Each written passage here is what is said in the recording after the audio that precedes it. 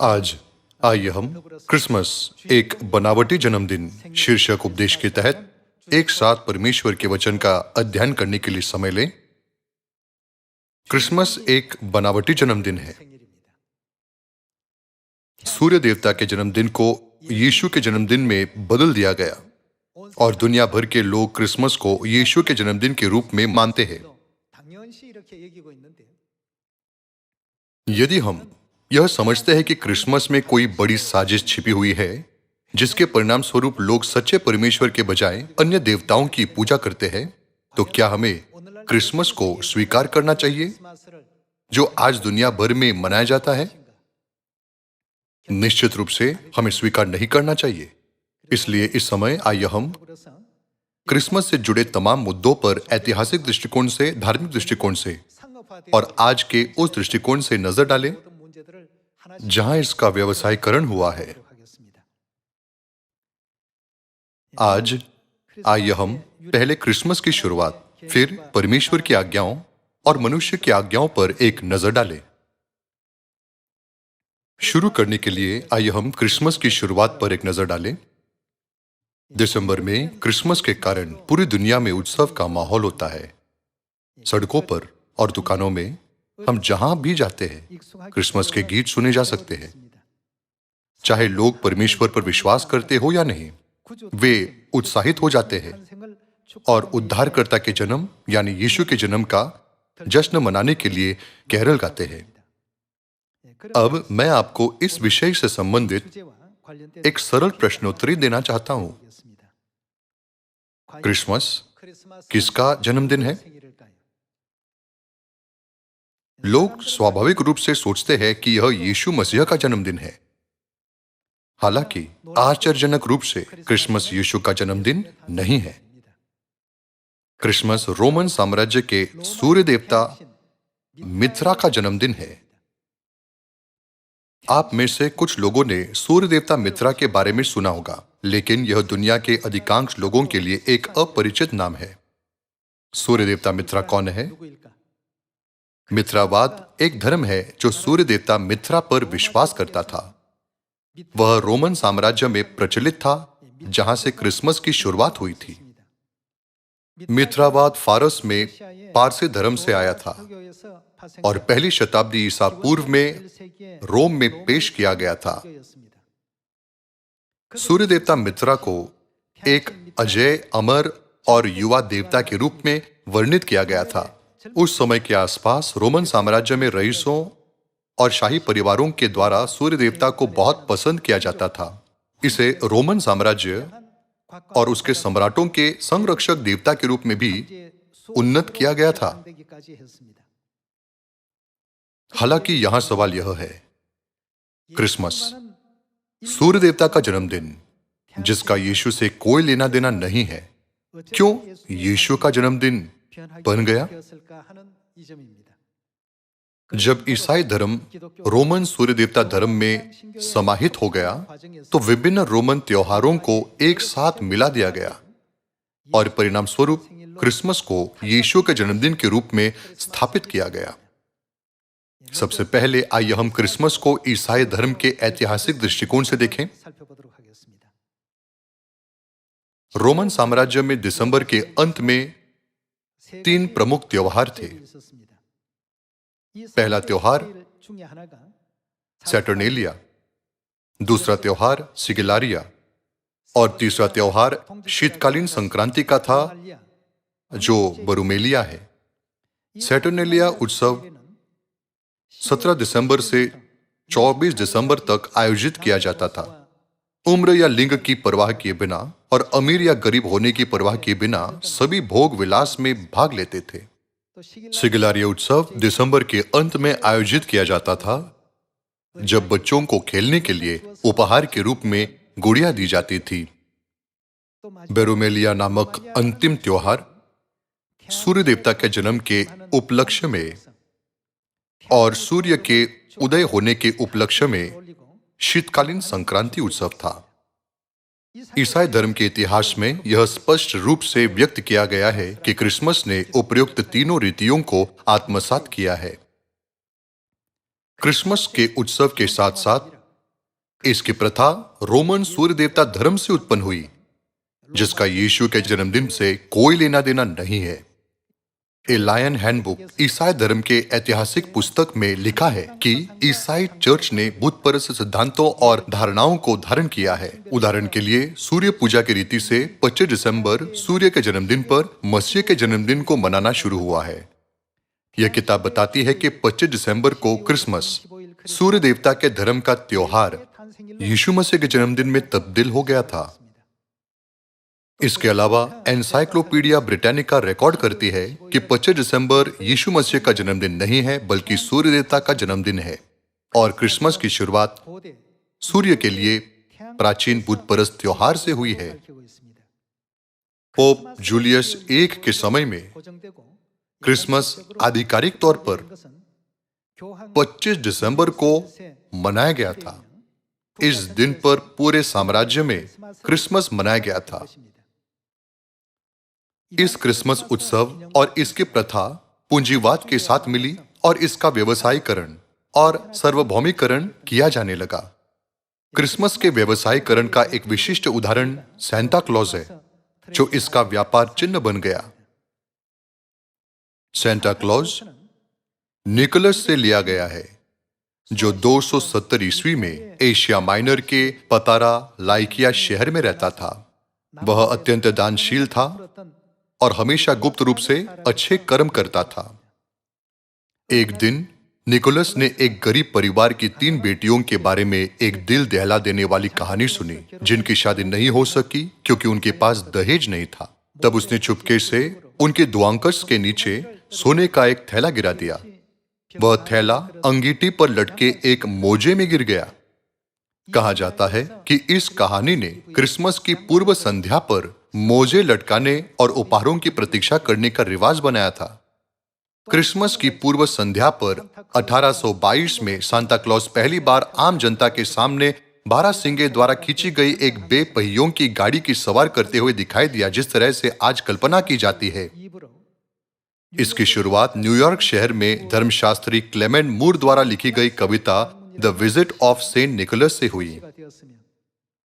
Santa Claus मूल रूप से लंबा और चिकने आकार का था, पर अब वह गोल मटोल गालों के साथ मोटा दिखता है। यह छवि 19वीं सदी के थॉमस नास्ट नाम के एक कार्टून कार से आई, जिसने पत्रिकाओं के लिए क्रिसमस के चित्र बनाने में 20 साल बिताए। फिर जब कोका कोला कंपनी ने 1931 में एक विज्ञापन में सांता क्लॉज को लंबी दाढ़ी और लाल पोशाक के साथ चित्रित किया, तो यह उनका व्यापार चिन्ह आकृति बन गया, जिससे हम इन दिनों परिचित हैं। इन कारकों के कारण आज भी यूरोप में कुछ लोग कहते हैं कि कोका कोला और सांता क्लॉज के विज्ञापन ने इसे एक व्यावसायिक उत्सव बना दिया, जिसका क्रिसमस की भावना से, जो यीशु के जन्म का स्मरण कराता है, कोई लेना देना नहीं है।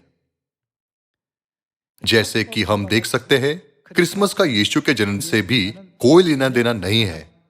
यह एक अन्य देवता सूर्य देवता का जन्मदिन है और यह केवल एक व्यावसायिक उत्सव है जो आधुनिक समाज द्वारा निर्मित किया गया था।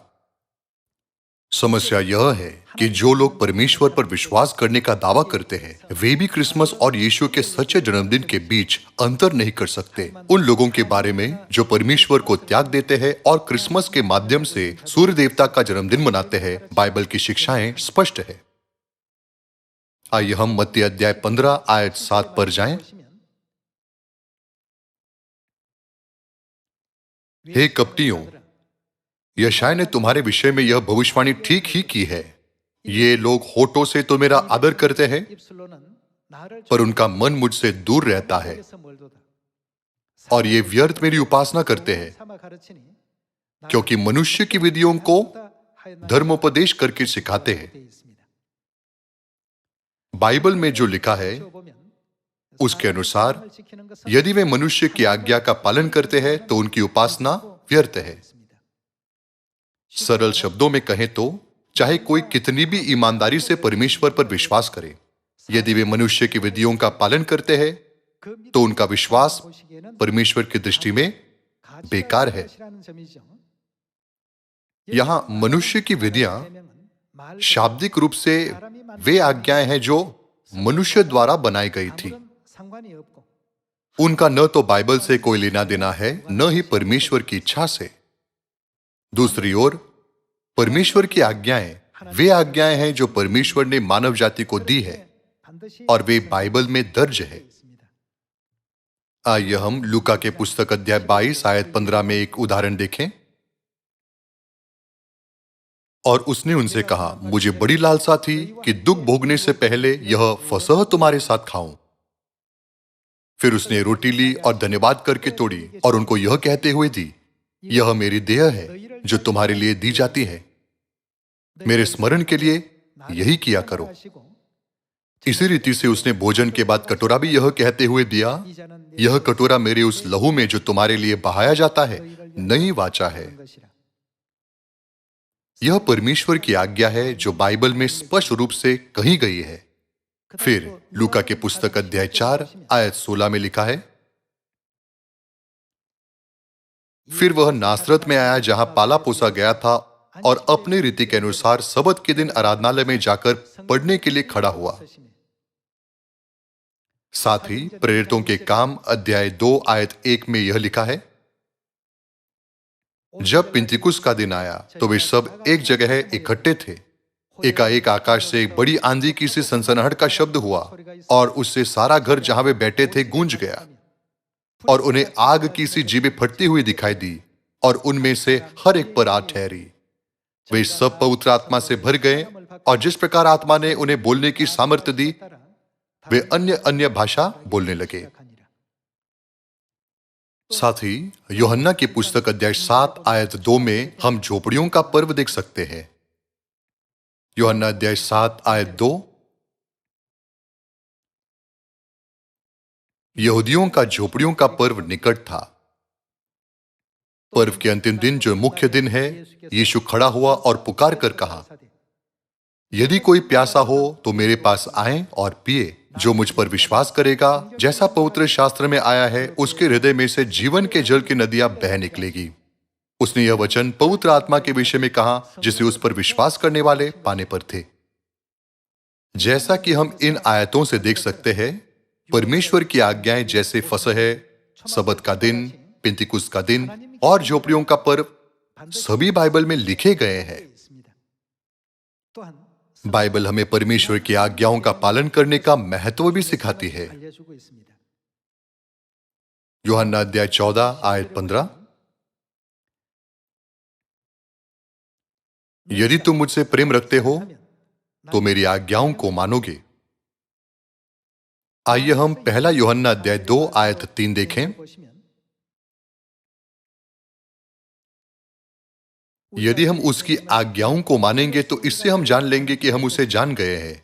जो कोई यह कहता है मैं उसे जान गया हूं और उसकी आज्ञाओं को नहीं मानता, वह झूठा है और उसमें सत्य नहीं।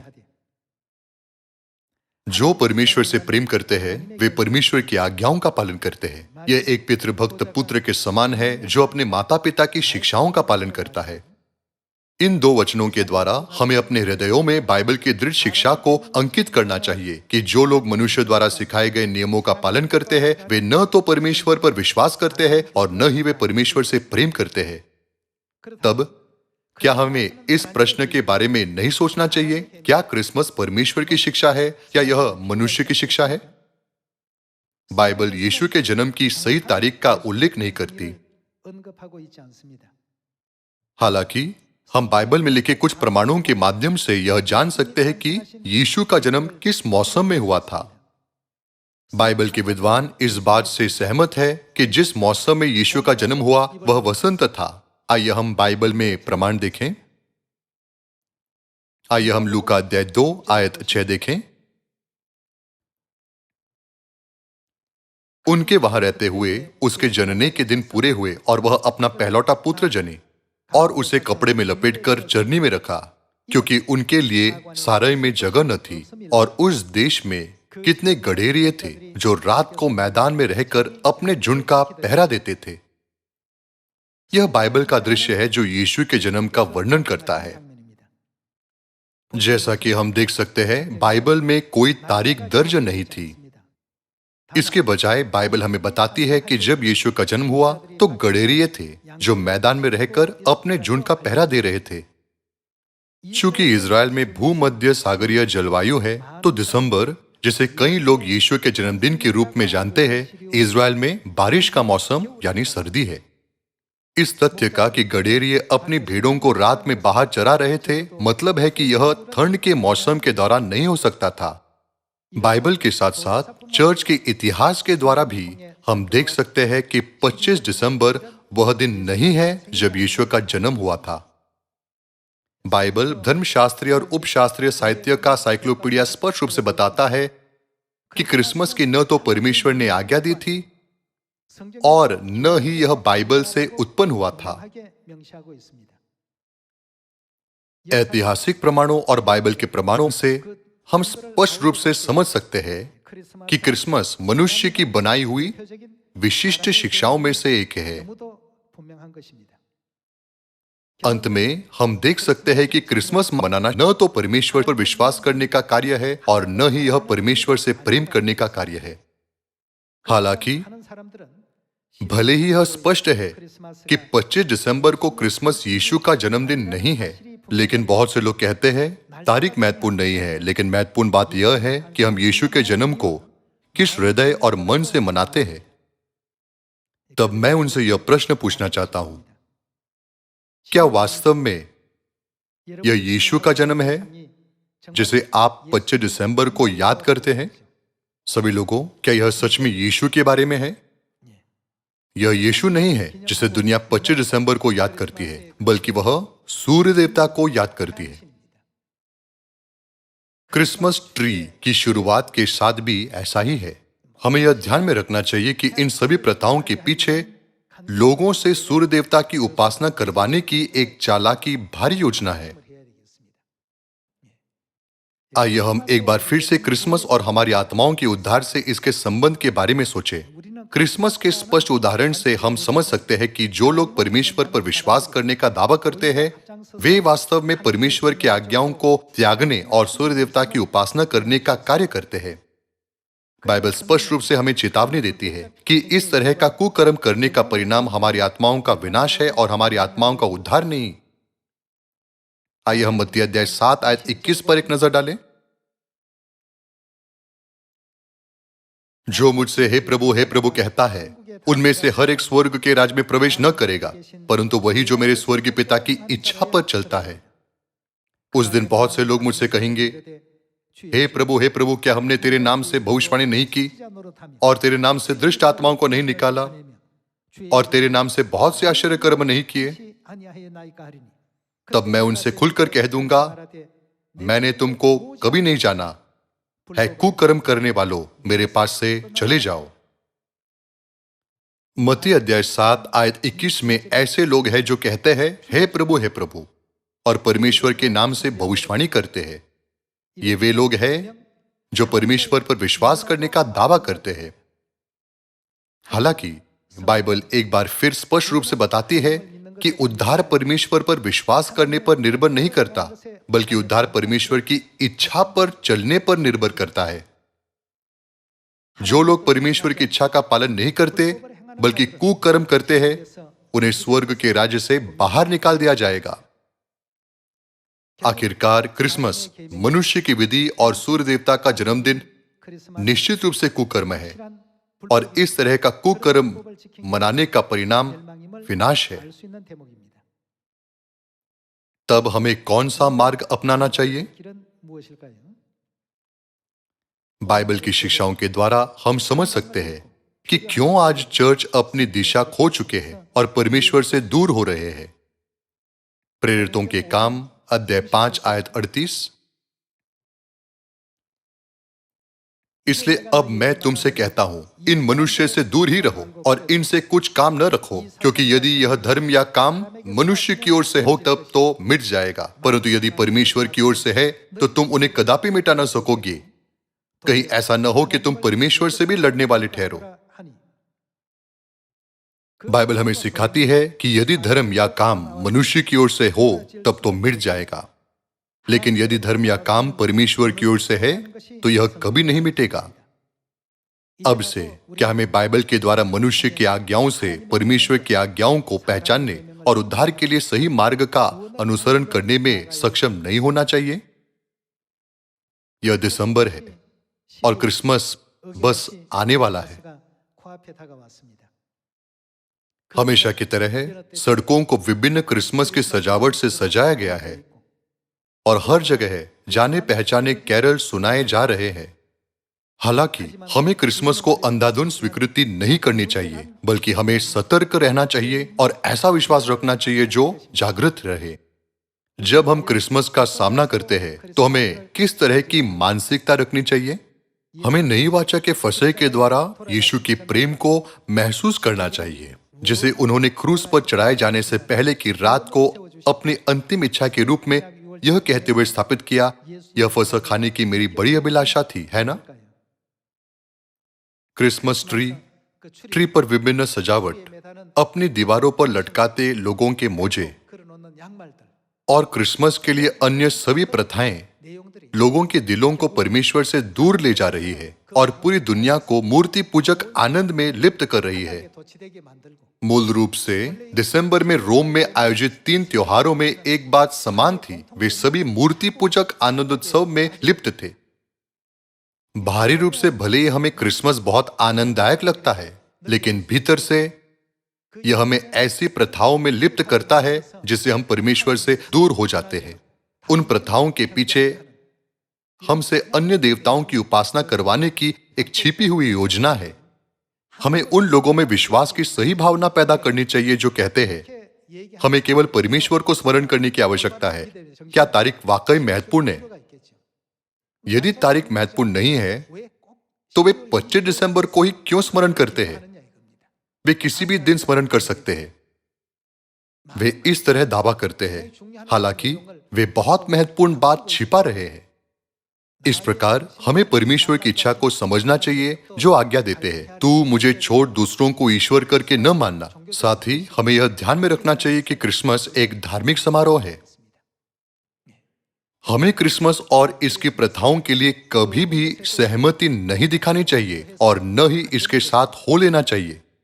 भले ही हम क्रिसमस की वास्तविकता से अच्छी तरह वाकिफ है, आइए हम एक बार फिर से अपने हृदयों को परमेश्वर की इच्छा के साथ संरेखित करें और अपने आसपास के अन्य लोगों को बताएं जो अभी तक क्रिसमस की वास्तविकता को नहीं जानते, ताकि हम स्वर्ग के राज्य के अनंत उद्धार की ओर उनकी अगुवाई कर सकें। इसके अलावा हमें एलोहिम परमेश्वर, पिता परमेश्वर और माता परमेश्वर को अनंत धन्यवाद और महिमा देनी चाहिए, जिन्होंने हमें झूठ में से सत्य को सही ढंग से पहचानने की क्षमता दी है। यदि उन्होंने हमें यह समझाने की क्षमता नहीं दी होती तो हम भी क्रिसमस जैसे दिन के उत्सव में भाग लेते हुए मूर्खता से जी रहे होते और अनंत नरक में चले जाते, है ना? पिता अनसांग होंग और नई यरूशलेम स्वर्गीय माता ने हमें बुलाया है ताकि हम सियोन लौट सकें जहां सत्य है। मैं आशा करता हूं कि इस अनुग्रह पूर्वक सबत के दिन पर हम परमेश्वर को अनंत महिमा और स्तुति देंगे और अनंत स्वर्ग के राज की ओर आगे बढ़ेंगे जहां आनंद हर दिन बहता है। आपका बहुत बहुत धन्यवाद।